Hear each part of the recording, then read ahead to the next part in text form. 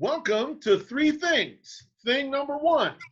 He's the man who made the $1 hot dog competition a real event. He's the man who Brooks Boyer had asking us to get live updates of him during the competition while we were doing a podcast with Brooks Boyer in the suite at Sox Park, not the Brett.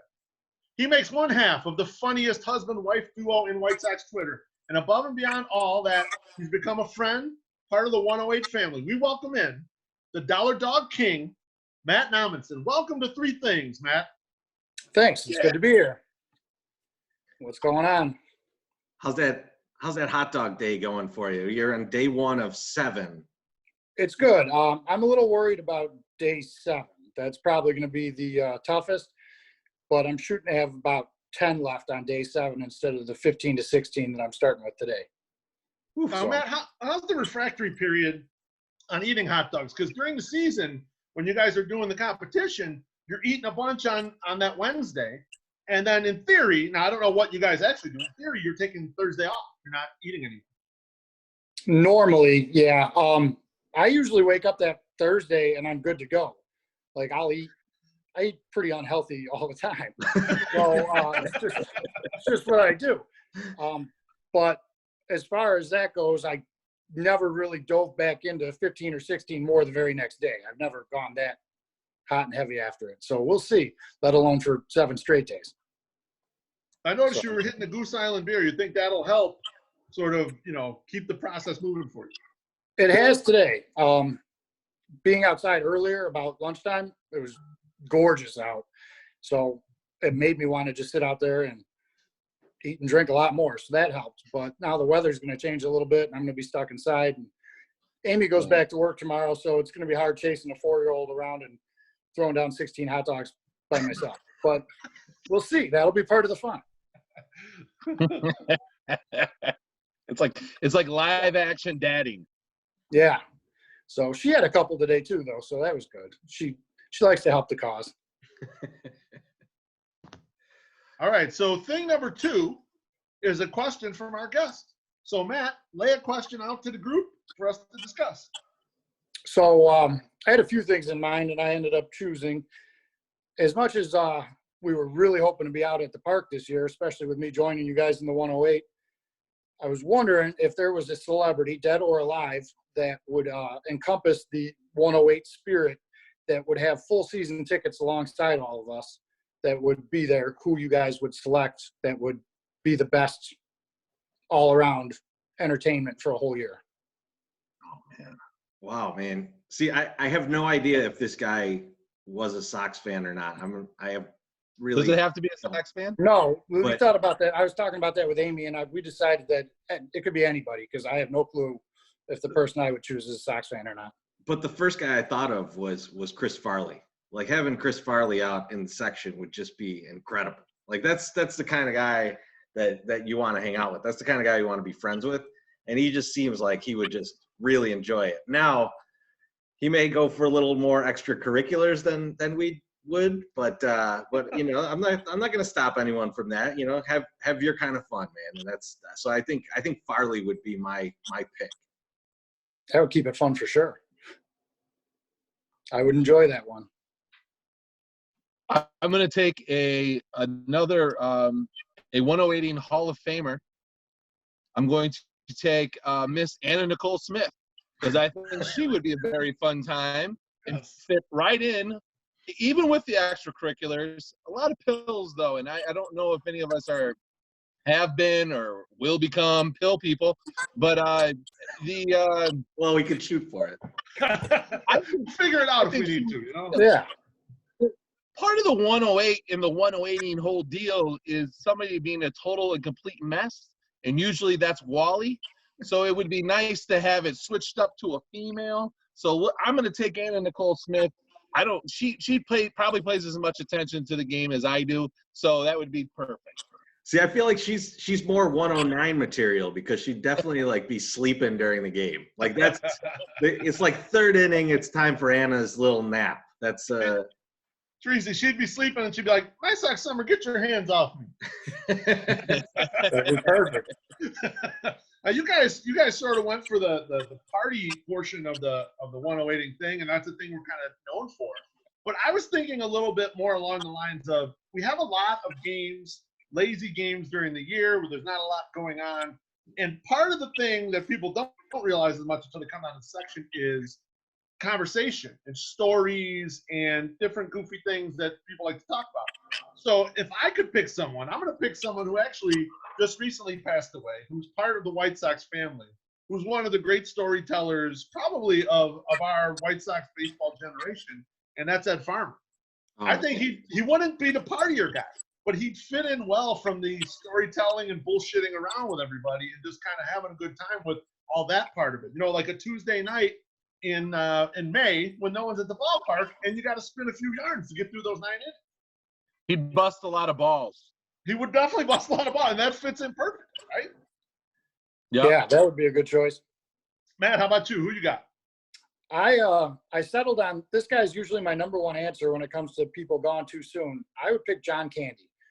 Huge fan of all his movies, and for similar reasons, like you said, I feel like the conversation would just be great with him.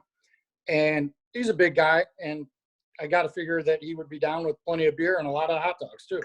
I mean, he took down the old 96 or so. He fit right in, I think.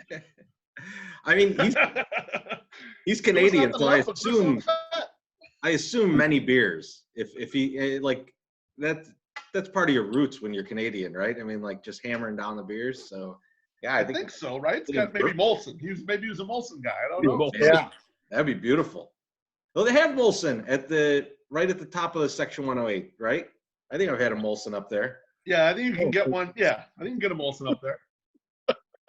My Sox summer. That's it. Then when we're back in the ballpark, I'm getting a Molson on me for me and you. Okay, Molson's all around. We're Molson people now. Candy also smoked a shitload of cigarettes, so it would be nice. So when I get like 8th inning drunk in the 3rd, I would be able to go out through the craft cave with him to go like burn like 7 heaters and then come back in. Yeah, wander off with him, not with Farley. All right. Yeah. yeah. Absolutely right. This ticker can't take speedballs anymore, okay? Anymore. I love it. Yeah. I never did a speedball. If anyone's watching, I've never done a speedball. Summer, I thought you were in perfect health. You were just telling me recently how you got no underlying health concerns, so the COVID is good. You're gonna be fine. I'm just going to branch off with a quick story here. I was carrying both my daughters up the stairs to put them to bed, and I was a little out of breath, and I was like, oh, fuck, I just went shopping. And then I'm like, no, this happens when you were not like before, too. You're just fat, and you should not be carrying 40 pounds or 60 pounds of girls upstairs anymore. Like, you shouldn't do that. Yeah, that's not good. That's how I felt yesterday after the walk. Or guess, so, hey, at least I'm still around. Okay. Yeah, that's true. You're not that old. We're working with the same amount of gray in our beards though, so. That's true. And apparently we had the same facial piercings. One of these days we were going to go down the whole like how our lives have mirrored each other than just our body styles. Because apparently eyebrow rings, crazy like watching a bunch of crazy bands. There's just a lot of stuff, so we need to do that someday. I just cleaned out a bin in the garage, and I actually found an old NIU ID with bleach blonde hair and a hoop eyebrow ring, and I was gonna post it, and then I was like, that's something I'd rather show you in person, so there's no proof. Yeah, you gotta wait on it. Hold on. So. All right, thing 3 is a question from our side of the ledger. And I'm going to go with one of my goofy questions. So these are quarantine scenarios. All right, you got to pick one of these 3 scenarios while we're in the shelter in place order. Number 1, unlimited booze, but no sex, and you can only eat green leafy vegetables. Number 2, unlimited sex, but no food, and you can only drink brown liquor. Number 3, unlimited food, but no booze, and you can only have sex with yourself. And your partner walks in on you right at the climax, just like Phoebe Cates did in Fast Times at Ridgemont High. Which of the 3 would you pick, Matt? It's tough. I think I would have to go with number 3, though. I I got to have my food. Like, I got to eat to live, right? Yeah. So that's what I would pick. I would go with the food. And you'll deal with Judge Ryan holding it as often as you have to. Yeah. The second I'm sure one, Amy's already done this. the second one was unlimited sex, unlimited brown liquor, and no food, right? Correct. Yeah, that's it. That's the one. That's your life anyway. I think I could probably, if I needed to, live off of whiskey for a week. See, I sort of thought when I was making these, I thought this is the Teresi lifestyle, basically. I know you do occasionally eat, but I would say though that like my place would smell bad. Like it would, because it's just a lot of if I'm drunk, like if I'm whiskey drunk, I sweat and it's not great. And I sweat doing that other thing too. So I would assume I would be like a pool of disgustingness. So luckily Cornsey left the room while you guys were asking this question, so she could vomit. But yeah, I think I would choose 2, and it would be gross. Teresi, how sweaty can you get in 90 seconds? That's what I want to know. Incredibly. Like, if you've seen me walk a flight of stairs, I think you know the answer to that. My sock Summer. How about you? Letter A, number 1. I'll take the first one. The leafy greens, all you can eat leafy greens, all sex, all booze, right? No sex. No sex. Yeah, I mean, booze. Oh. everybody would pick one. I'll take it. My I'll sock still Summer's take like, number I would 1. combine the unlimited sex, unlimited food, Yeah. and unlimited booze. I want it all, please. What was number 1 then? Number 1, unlimited booze, no sex, Yep. and all you can eat are green leafy vegetables. Man. Number 2, unlimited sex. Yeah, no, I'm gonna food. go with number 3. Matt make the right decision. I'm gonna take number 3.